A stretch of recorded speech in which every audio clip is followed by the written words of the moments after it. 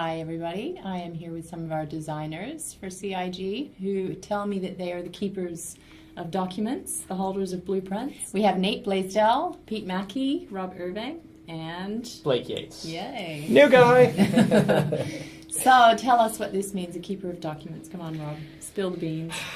Everything we are thinking about, well, Chris is thinking about, everything in his head has to be somewhere that new people can find it, that artists can find it, that programmers can find it. So we spell it all out on paper, well, in this case in Confluence. Everything's documented. Every system, every piece of equipment, everything has to be written down.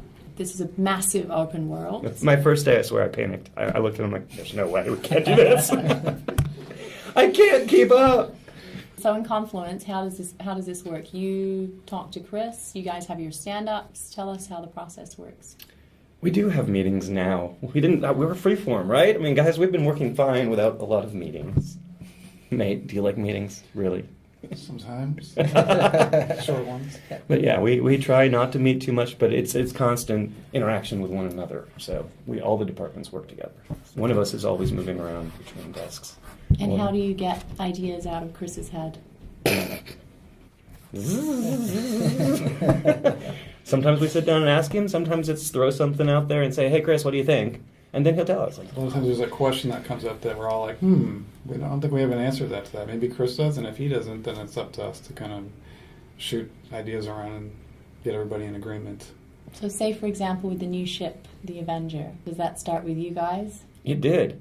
That was a spur-of-the-moment 5-minute discussion where we were all just sitting around. It's like, why don't we make up a new ship while we're sitting here? And so the Avenger was born. 10 minutes. Yep. It took 10 minutes, and then we had the stats page from Ben, and it was all done. Yeah. It's like, look, new ship. So with the Hangar app then, what do you guys do on the design side?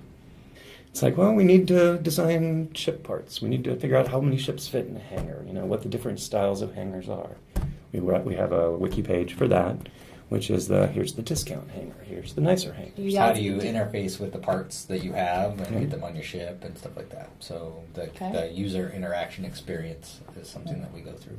In fact, I'm working on that right now. So you have ideas, you bring them to programmers and the artists, and then they say, okay, well, this isn't possible, or we can't do that. Or do they always say that? They always say that. They're not allowed to say that. Well, my experience has been that sometimes they will get an exasperated look on their face and say that might not be possible, and then 20 minutes later they come back and say, I figured out how we can do that. So a lot of times, the initial shock of like, you want what? Is kind of overwhelming, but everybody wants to make something awesome, so they usually take it and chew on it for a minute and then figure out how to make it work. It also helps to have some alternatives in your back pocket and to present to them. It's a negotiation a lot of times. It's like, well, we want to go this far.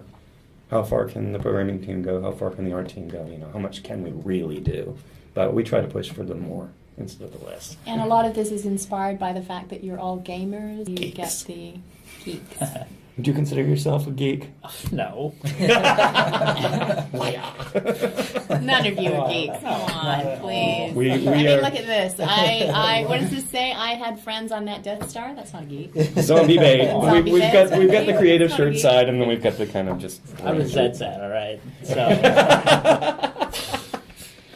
No, I've just been a fan of that kind of stuff, really, just like a lot of people, I think, from the first time I saw Star Wars, really is kind of where it started for me. But then, playing like Wing Commander games in the late 80s and 90s, that was, that set the tone, and then it's kind of just something I've thought about for a long time, so something I wanted to do. Should I admit that what my earliest memory is?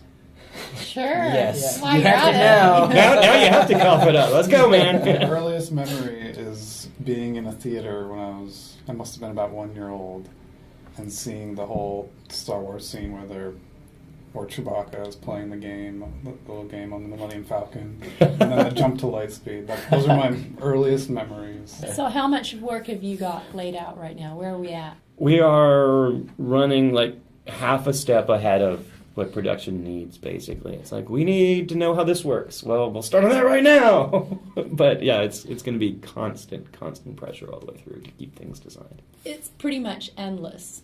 an open world. So you can start with the smaller focus and just have a general, broad idea of where you're kind of going. Absolutely. A lot of times it's just one of them wandering up to my desk and going, "Hey, when I'm not working on what I'm working on right now, can I design this system or that system?" Like Nate, you did Bounty Hunting. So is Confluence just a fancy word for like Google Docs? It is. It's a wiki. It's a giant Wikipedia, basically, of Star Citizen. I mean, I'm sure the fans would love to get their hands on those documents. No. Keeper the keys. That's right. Keeper the keys for the blueprints. We may have some version of it for them when we release the modding tools and stuff like that. It'll Sure, probably absolutely. be some edited version of it so they can see the nuts and bolts. And we have Magic Dave to put all the little teasers out there of the things we want to talk about, because he can write fiction around any system we're working on. Magic Dave! The writer man. Besides you guys, we also have Dan Tracy. Dan Tracy. And Dave Haddock is sort of an honorary designer. He's on Skype with us all the time. I mean, everything he does comes past my desk. He has some really good fantastic. ideas. He does, and he helps us to get bits of what we're doing out to the audience, even when we're not ready to reveal the whole system. Great at keeping us consistent. Otherwise, like, threads would just start running like wild horses out, and he kind of reins them in and makes sure everything like fits together. So he does a really good job. And so do we need a lot more of you then? We do. We're gonna, when we start really building stuff, we're going to need an army of designers. So we're ramping up slowly because we have to get all the tools in place before we can actually build all this stuff. I know that we've got some of these guys learning the engine already, so we'll be ready. We got a lot of missions to make and a whole lot of star systems to build, and we're going to be busy. All right. Thank you to all our designers, the keepers of the blueprints. And later on tonight, we're going to look at our artists.